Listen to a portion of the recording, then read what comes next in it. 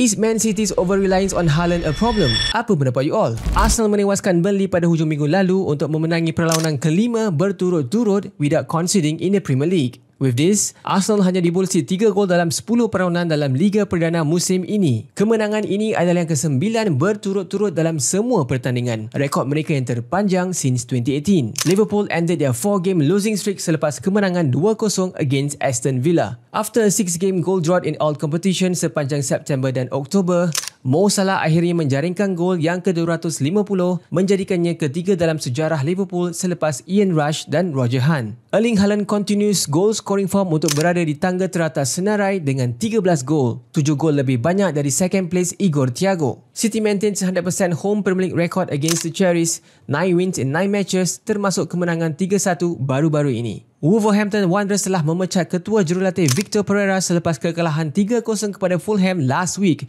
leaving the club at the bottom with just 2 points and without a win. Pereira adalah pengurus keempat yang dipecat dalam Liga Perdana musim ini selepas Nuno Espirito Santo, Graham Potter dan Ange Postecoglou. Chelsea menang 1-0 dalam perlawanan against Tottenham semasa pertemuan London Derby minggu lalu. Spurs hanya berjaya 1 kemenangan dalam 14 pertemuan Liga mereka dengan Chelsea. That win extended Chelsea's dominance in the fixture. 3 pemain Liga Perdana telah dinamakan Fifth Pro Men's World 11 2025, mengiktirafkan prestasi dan pencapaian mereka pada musim lalu.